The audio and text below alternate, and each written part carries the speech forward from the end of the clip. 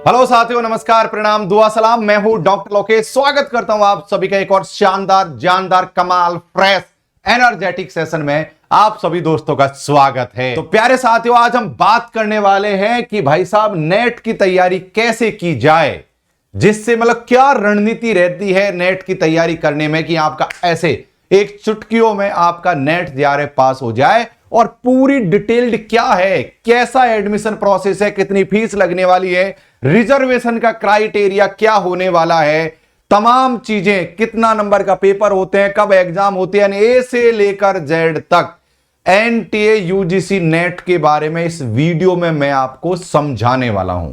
तो प्यारे साथियों, अगर ये वीडियो आपने लास्ट तक देख लिया तो यकीन मानिए कि आपको कोई और चीज फाइंड आउट करने की जरूरत नहीं पड़ेगी एनटीए यूजीसी नेट से संबंधित। तो चलिए साथियों, शुरुआत करते हैं। प्यारे साथियों, सबसे पहले मैं अपना परिचय दे देता हूं आप लोगों को। बहुत सारे स्टूडेंट नए आए रहते हैं, उन सभी के लिए। देखो भाई साहब, मेरा नाम डॉक्टर लोकेश कुमार है। देखो भाई साहब, मेरा नाम है डॉक्टर लोकेश बाली। मैंने इस नेट जेआरएफ की एग्जाम को कई बार उत्तीर्ण कर रखा है, यानी मैं 3 टाइम जेआरएफ क्वालिफाइड हूं। एक बात तो ये हो गई। दूसरी बात साथियों, एक ही डॉक्टर शब्द आपको इसलिए सुनाई दे रहा है क्योंकि मैंने देश की सबसे बड़ी संस्था से क्या किया है, पीएचडी किया है। और तीसरी महत्वपूर्ण बात यह है साथियों, मेरे बहुत सारे आर्टिकल यानी रिसर्च पेपर, मेरे बहुत सारे आर्टिकल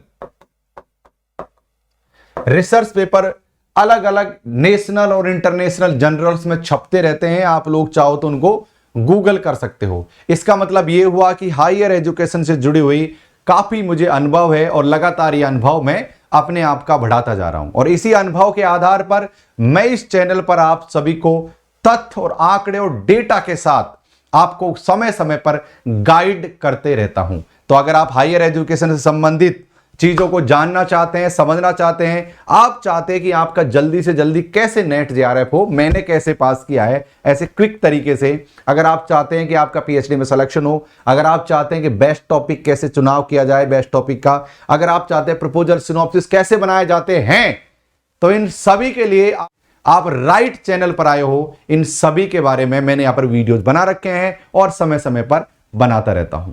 तो चलिए आज हम समझ लेते हैं एनटीए यूजीसी नेट के बारे में। देखो भाई साहब, सबसे पहले मैं क्वालिफिकेशन के आधार पर शुरू करने वाला हूं। हां जी हां साथियों, आपकी क्या क्वालिफिकेशन होनी चाहिए यूजीसी नेट को करने के लिए। अभी तक वीडियो लाइक नहीं किया तो वीडियो को लाइक कर दीजिए।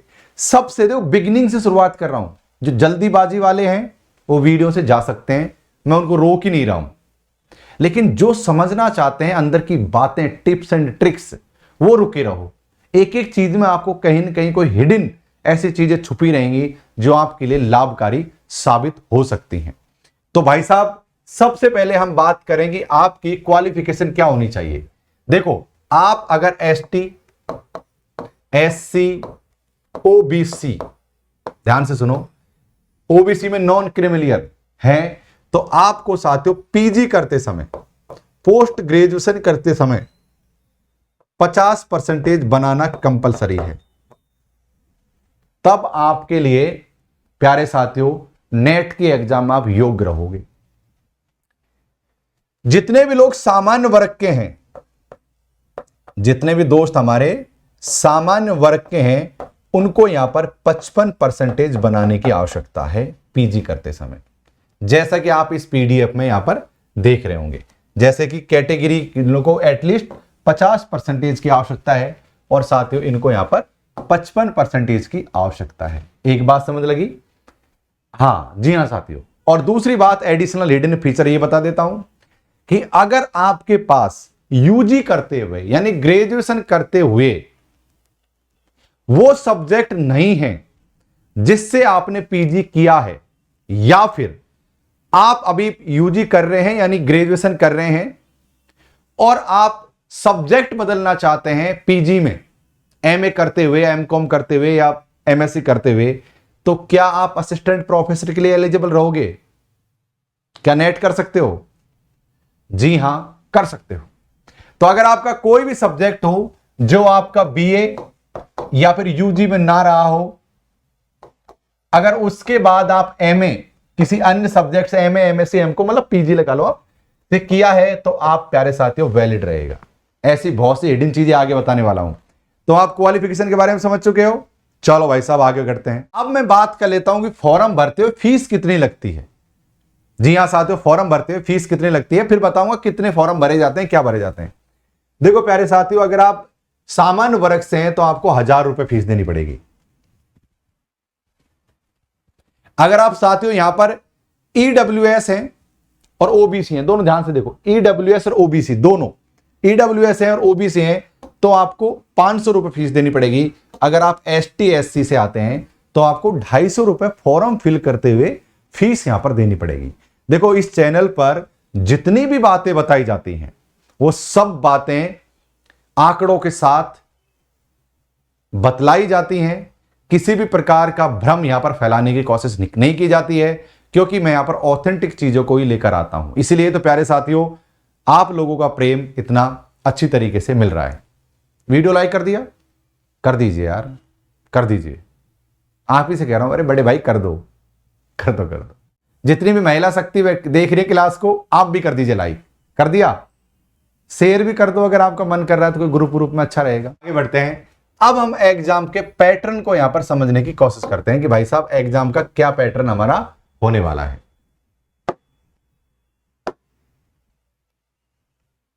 तो चलिए अब हम एग्जाम के पैटर्न को यहां पर समझने की कोशिश करते हैं कि एग्जाम का क्या पैटर्न है। प्यारे साथियों देखो, 2 पेपर लगते हैं। एक होता है सामान्य पेपर जो सभी लोगों का समान आता है, जिसमें 10 यूनिट होते हैं, जैसे math, reasoning, DI, teaching aptitude, है ना, कॉम्प्रिहेंशन, इस तरीके के 10 यूनिट होते हैं, है ना। ये तो साथियों इसमें जो पहला पेपर आता है सामान्य, ये पेपर होता है साथियों सामान्य पेपर। सामान्य पेपर होता है जनरल पेपर, ये फर्स्ट पेपर उसी का होता है।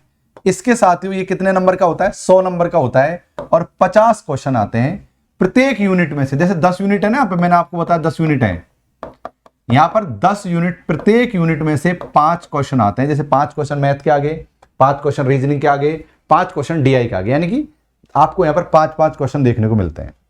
यहां पर साथियों दूसरा है साथियों आपका सब्जेक्ट, जिस सब्जेक्ट से आपने एमए, एमकॉम या जो भी कुछ किया है ना साथियों, तो ये आपका दूसरा सब्जेक्ट है। यहां साथियों कितने 200 नंबर के 100 क्वेश्चन आते हैं। हाँ, आगे मैं आपको यह भी बताने वाला हूं कि कितनी परसेंटेज पर नेट जेआरएफ होता है। हाँ, आगे बताने वाला हूं। ठीक भाई साहब, 2 बात समझ लग गई।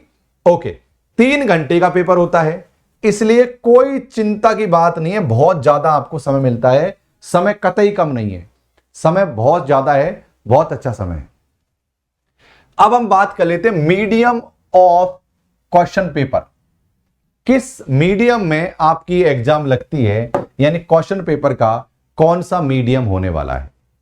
देखिए भाई साहब, हिंदी और इंग्लिश 2 मीडियम में एग्जाम होने वाली।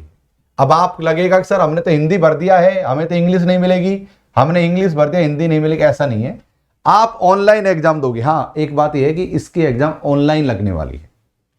जी हाँ साथियों, कंप्यूटर बेस्ड ऑनलाइन एग्जाम होती है।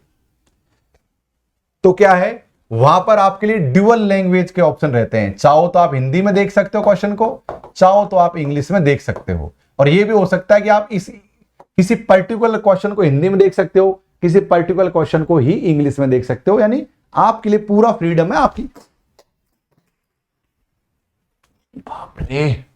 आपके लिए पूरा फ्रीडम है कि आप किस में आप एग्जाम देना चाहते हो, हिंदी या इंग्लिश में।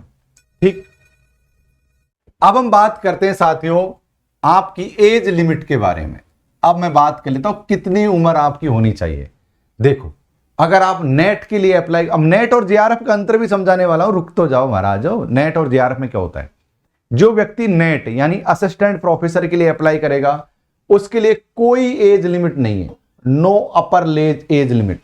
यानी वो 80 साल का है, 90 साल का है, तब भी वो नेट कर सकता है। और पिछली एग्जाम में मेरे परिचय में आए वेद भूषण शर्मा जी, वेद शर्मा जी मेरे परिचय में आए और उनकी उम्र थी साथियों लगभग 70 के आसपास, 70 साल के थे और उन्होंने पिछली बार योगा से नेट क्वालिफाइड किया है।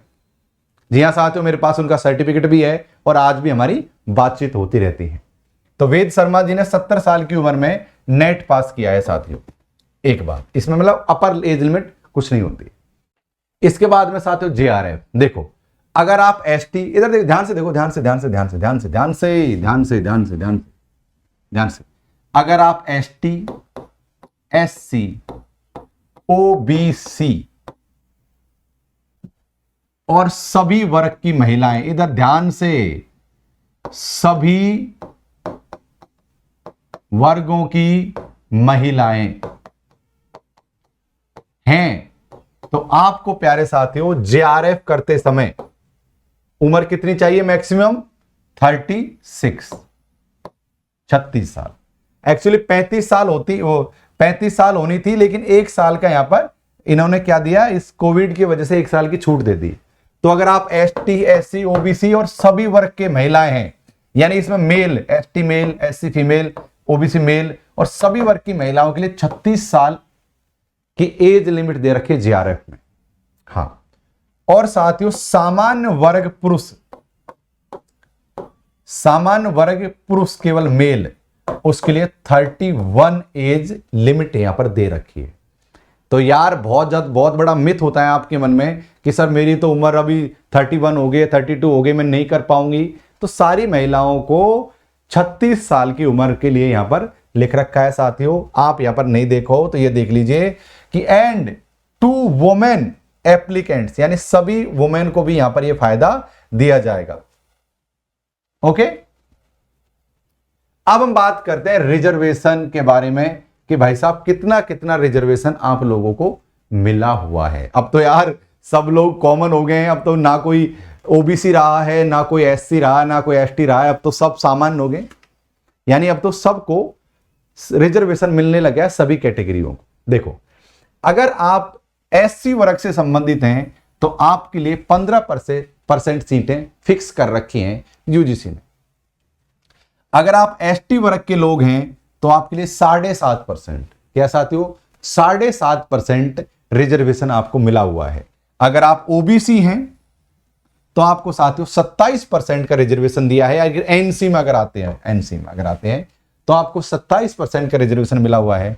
अगर आप साथियों जनरल में आते हैं, सामान्य वर्ग में आते हैं और ईडब्ल्यूएस की जो भी योग्यताएं हैं उनको फुल करते हुए, अगर यहां पर आप बैकवर्ड हो एक तरीके से इकोनॉमी में, तो आर्थिक रूप से पिछड़े हो, तो प्यारे साथियों आपको 10% का रिजर्वेशन मिलेगा।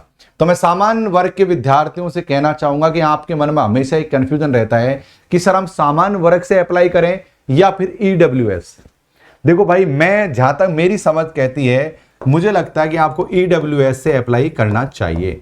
कारण क्या है साथियों, यहां पर एसटी से भी ज्यादा रिजर्वेशन ईडब्ल्यूएस को मिला हुआ है। तो भाई साहब 10% तो अपने आप में बहुत बड़ा अंक होता है, जबकि ईडब्ल्यूएस में आने वाले लोगों की संख्या काफी कम है, उतनी संख्या नहीं है, और उनमें से आपको 10% का लाभ मिल रहा है। तो यार ये अपने आप में बहुत बड़ी बात है।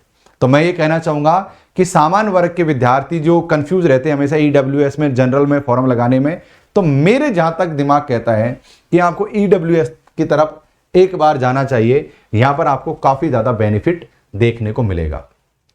ठीक है, तो अब 15% एससी, 7.5% एसटी, 27% ओबीसी को रिजर्वेशन है और 10% आपका ईडब्ल्यूएस, यानी अब सब लोग, सारे वर्ग अब एक प्रकार से एक पोजीशन में आ गए हैं। अच्छा, हम बात कर लेते हैं साथियों नेट और जेआरएफ क्या है और इन दोनों में कैसे अप्लाई कर सकते हैं, इस चीज के बारे में बात कर लेते हैं। ठीक है, अब हम बात कर लेते हैं नेट क्या है और जेआरएफ क्या है। देखो, नेट और जेआरएफ के लिए कोई अलग अलग एग्जाम के फॉर्म नहीं लगते, एक ही फॉर्म फिल किया जाता है, एक ही समय एग्जाम लगती है, एक ही कंप्यूटर पर बैठकर। बस फर्क इतना है, जिनके एक क्राइटेरिया से ज्यादा अंक आते हैं उनका जेआरएफ क्वालिफाइड हो जाता है, और उससे थोड़ा नीचे आता है उनका नेट क्वालिफाइड होता है, और बहुत ज्यादा नीचे आता है तो उसका कुछ भी क्वालिफाइड नहीं होता। तो यानी कि एग्जाम में साथियों आपको जो लोग जेआरएफ के लिए अंक लेकर आते हैं, यानी अधिक अंक लेकर आते हैं, उनको साथियों नेट प्लस जेआरएफ 2 सर्टिफिकेट दिए जाते हैं। अब जेआरएफ का क्या फायदा है, इस चीज को समझ लो कि भाई साहब जेआरएफ पास करने से ऐसा कौन से झंडे गाड़ देंगे हम। जेआरएफ पास करने से झंडे गाड़ोगे, आपको फेलोशिप मिलेगी भाई साहब पर मंथ। कितनी फेलोशिप मिलेगी बताइए? आपको पर मंथ फेलोशिप मिलेगी साथियों 31,000 रुपए प्लस 35,000 रुपए। यानी कि जेआरएफ के टाइम पर आपको 31,000, एसआरएफ में कन्वर्ट होते 35,000। अगर लमसम देखूं तो आपको प्यारे साथियों 40,000 रुपए फेलोशिप मिलेगी पर मंथ। आज जिस दिन मैं ये वीडियो बना रहा हूं उस दिन इसमें कंटीजेंसी एचआरए वगैरह भी मैंने शामिल कर दिया है। और वैसे संभावना है, सुनने में आ रहा है कि आपकी फेलोशिप इंक्रीज होकर 50,000 के समथिंग होने वाली है। राइट? तो आपको क्या साथियों, अब जेआरएफ पर फोकस करना है और अब आपको जेआरएफ करना है।